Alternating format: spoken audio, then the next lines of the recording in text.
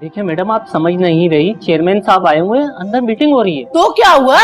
तो आप अंदर नहीं जा सकती। शायद तुम जानते नहीं हो शान साहब किस तरह के इंसान है। अपने काम छोड़ के ना सबसे पहले वो गरीबों की बात सुनते हैं। प्रिंसिपल का हुक्म है कि जब मीटिंग हो रही हो तो अंदर किसी को नहीं आने देना। देखे मेरा भाई, शान साहब से मेरा मिलना बहुत जरूरी है। मुझे शान साहब से काम है और मैं देखती हूँ मुझे कौन रोकता है। हटे आगे से। अरे अरे मैडम, अरे छोड़े मुझे। अरे मैडम, अरे अरे अरे, आप कैसे अंदर आ गए? इनको अंदर आने क्यों दिया तुमने? मैडम, मैंने इन्हें बहुत रोकने की कोशिश की मगर जबरदस्ती अंदर आ गई। कहने लगी कि मैंने चेयरमैन साहब से बहुत जरूरी बात करनी है। एक मिनट, आपको मुझसे बात करनी है? जी जी शान साहब, मुझे आप ही से बात करनी है। कहिए। शान साहब, मैं आपको कुछ बताना चाह रही हूँ कि आपके स्कूल में हो क्या रहा है। यहाँ रिश्तेदारियां निभाई जा रही हैं। आप ही ने कहा था ना कि गरीब अमीर में कोई फर्क नहीं होता, फिर बच्चों में फर्क कैसा? क्या मतलब? मैं समझा नहीं। वो जी सर टीचर है ना, उसने अपनी भतीजी को पहला नंबर दे दिया और मेरी बेचारी बच्ची को दूसरी पोजीशन पे लाई है। ये क्या कह रही है प्रिंसिपल साहब? ये किसकी बात कर रही है? सर, मुझे कुछ नहीं पता और मैं नहीं जानती कि ये कह क्या रही है। मेरी समझ में कुछ नहीं आ रहा। मैडम, ज्यादा पर्दा डालने की कोई जरूरत नहीं है, आप सब जानती हैं शान साहब। और मैं उस उस्तानी को जानती हूँ, मरियम नाम है उसकी भतीजी और मेरी बच्ची एक ही क्लास में पढ़ती हैं। क्लास फेलो है जी, दोनों ने जी बराबर नंबर हासिल किए। उसने जी अपनी भतीजी को पहली पोजीशन दे दी और मेरी बच्ची को सेकंड कर दिया। साहब, ये लोग समझते हैं हम गरीब लोग हैं, हमें क्या पता पहली पोजीशन और दूसरी पोजीशन क्या होती है। लेकिन साहब, मुझे आपसे इंसाफ चाहिए। मेरी बच्ची जी बहुत रो रही है और हमेशा वो पहली पोजीशन पे आती है जी। आप प्लीज रोए मत, प्लीज चुप हो। सुनो, इन्हें वेटिंग एरिया में बिठाओ।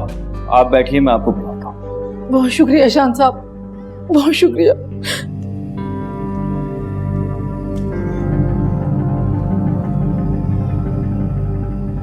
आलम साहब, आपकी तबीयत तो बिल्कुल ठीक है। आप दवाई कंटिन्यू रखिएगा। दवाई छोड़ देंगे तो आप तबीयत बिगड़ जाएगी आपकी।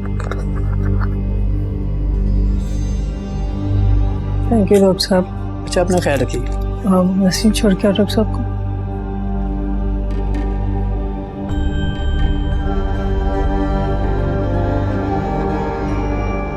दवा क्यों नहीं ली थी? पता है ना कि अगर दवा नहीं खाओगे तो डिप्रेशन बढ़ जाएगा।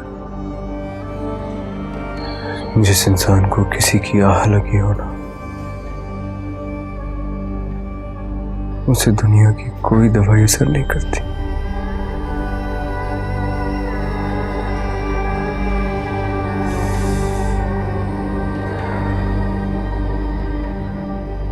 हाँ, अगर मौत का इंजेक्शन दे दिया जाए तो जिंदगी की तकलीफों से छुटकारा मिल सकता है। चुप, खबरदार ऐसी बातें क्यों होंगी? पढ़े लिखे इंसान हो, सोचो जरा क्या कह रहे हो, मुझ पे क्या गुजरेगी। तुम्हें पता नहीं मायूसी कुफ्र है और अल्लाह ताला को ये अमल बिल्कुल पसंद नहीं है। जाने आलम के सारे अमल ऐसे ही होते हैं अम्मी। ये क्या हो रहा है? आपकी मौजूदगी में रियली मुझे कुछ नहीं पता कि ये कह क्या रही थी। मैं कुछ नहीं जानती हूँ। आपको कैसे नहीं पता? आप क्या नाम है उन टीचर का? मरियम, आप प्लीज उन्हें बुलाइए। लेकिन सर, मैं कह रहा हूं आप उन्हें बुलाइए, अभी बात करनी है मुझे, प्लीज। ओके।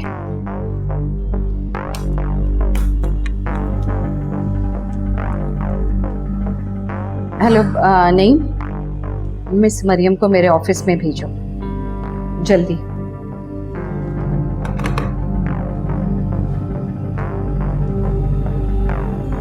देखिए प्रिंसिपल साहब, मैं अपने स्कूल में किसी किस्म की ज्यादती बर्दाश्त नहीं करूंगा।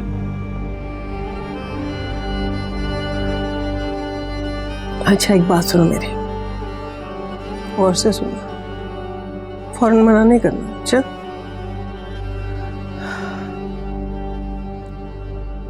बेटा, शादी के बारे में संजीदगी से सोचो।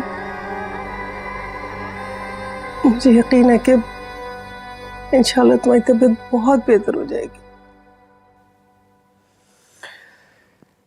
एक शादी की तो थी मैंने।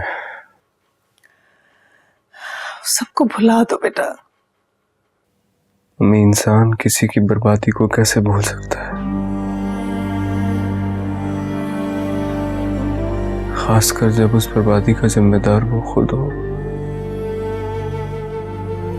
जाने आलम बेटा, अगर तुम इस तरह से सोचते रहोगे तो तुम्हारी बीमारी और बढ़ जाएगी, खुदा ना खास्ता। ऐसे नहीं सोचते बेटा। मुझे भी ऐसे ही लगता है, मैं ठीक नहीं होऊंगा। नहीं, ऐसे नहीं कहना कोई आइंदा से, समझ गए? कभी नहीं कहना।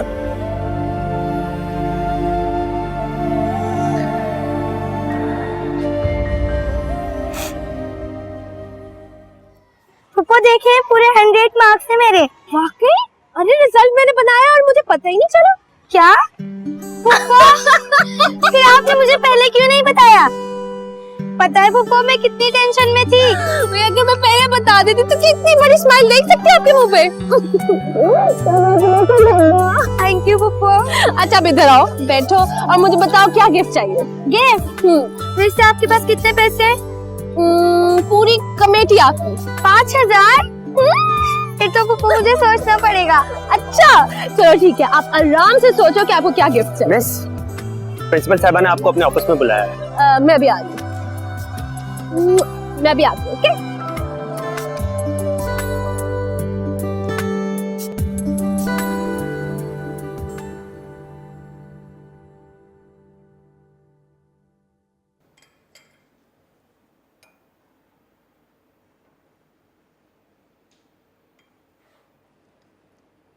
ऐसा कब तक चलेगा बेटा?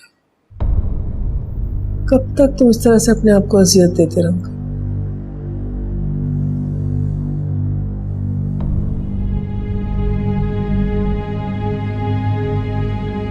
मम्मी, कभी आपने इरम के माथे पर लगी चोट का निशान देखा है? मुझे ऐसा लगता है कि उसकी चोट की लकीरों में मेरा सारा माजी छुपा हुआ है। मैं जब जब उसके माथे की तरफ देखता हूं, ऐसा लगता है कि जैसे मेरा माजी मेरे सामने आके खड़ा हो गया और मुझसे चीख चीख कर कह रहा, मेरे साथ होने वाली एक एक ज्यादती का बदला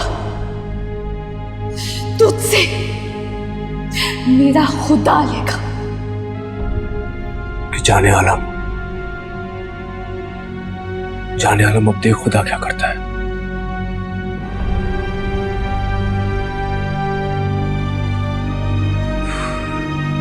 अल्लाह,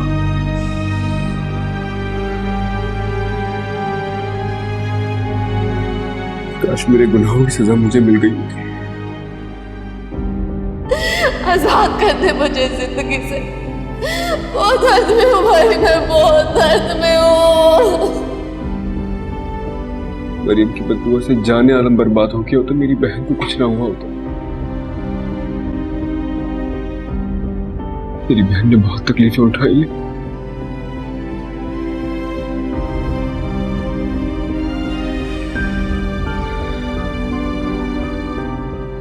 कितनी मासूम है ना इरम।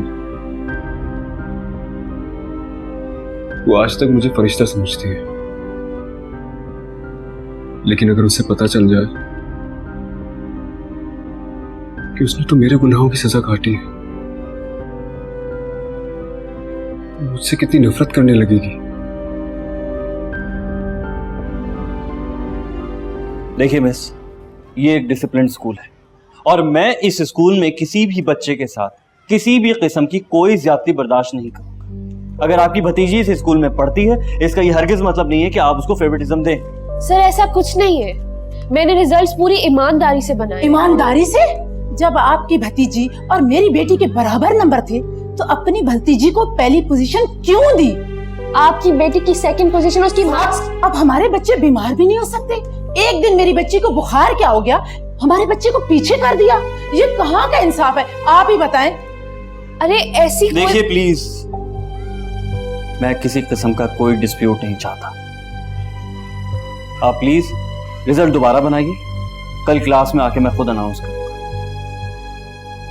सर ये मुझे अपनी बात रिपीट करने की आदत नहीं है। आप रिजल्ट दोबारा बनाइए और दोनों बच्चियों को फर्स्ट पोजीशन दीजिए। अब ये जिम्मेदारी आपकी है। Is that clear? जी सर।